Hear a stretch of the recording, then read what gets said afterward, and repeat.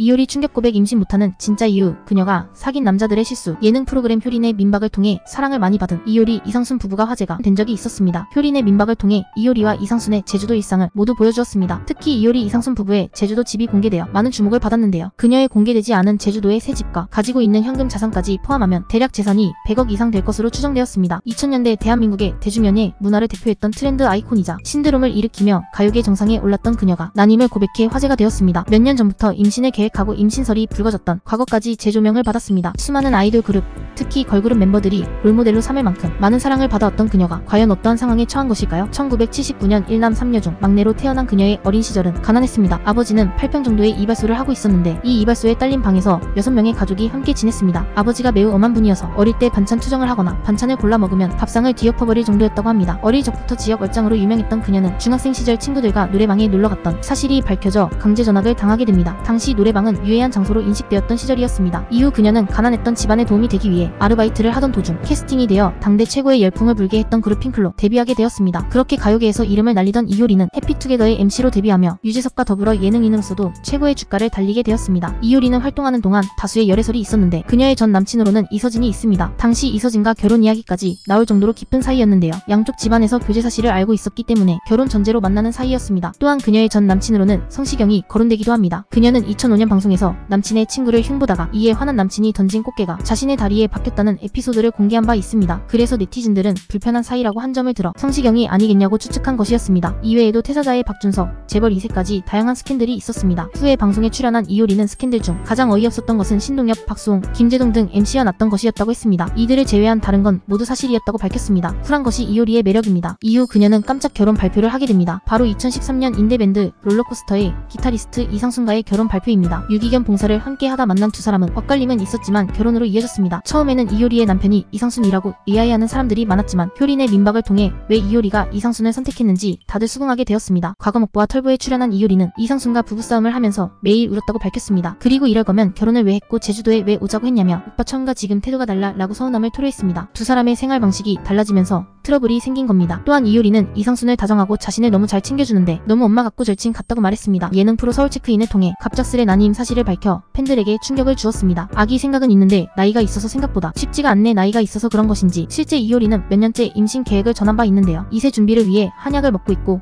금주 중인 사실을 전하기도 했습니다. 상순 오빠한테도 금주하라고 했고 밤낮으로 바빴습니다. 특히 이효리는 프로젝트 환불원정대 활동이 끝나고 팬들에게 5년 뒤 돌아오겠다라며 인사를 전해서 이 인사말 때문에 임신설이 불거지기도 했는데요. 이후 다시 TV에 출연하여 다시 한번 해명하고 또 실제 임신을 위해 노력 중인 사실을 전하기도 했습니다. 그녀는 유재석과 예능 프로그램 놀면 뭐하니에 출연하며 인기를 끌어모으고 있던 와중 큰 논란이 일어나 악플 테러를 받기도 하였습니다. 놀면 뭐하니에서 싹쓸이에 이은 새 그룹 환불원정대의 멤버로 등장한 이효리는 이날 제작자 짐이 유로 변신한 유재석과 개인 면담을 하던 중 자신의 예명에 대해서 언급했습니다. 글로벌하게 중국 이름 마오가 어때요?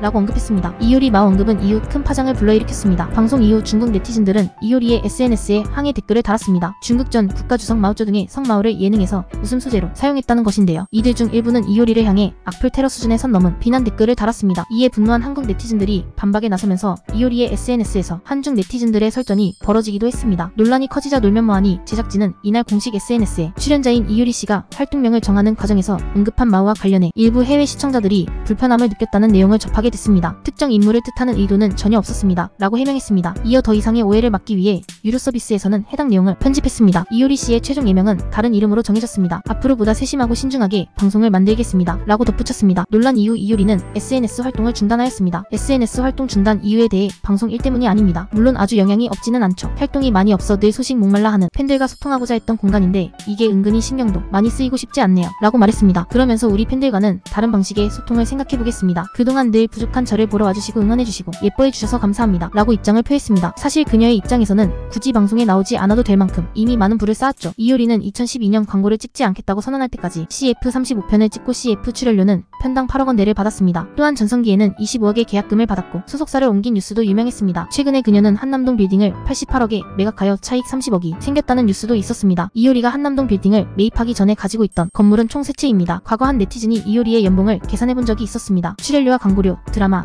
예능 출연 등을 포함해 연봉을 추산해보면 대략 82억 원이 나왔다고 합니다. 2003년부터 결혼할 때까지 활발하게 활동했던 만큼 소속사와의 분배를 거쳤다고 한다면 약 462억 이상 됩니다. 많은 돈을 벌었음에도 꾸준하게 팬들을 위해 방송에 출연한 그녀, 공중파에서도 자주 볼 수 있길 바랍니다.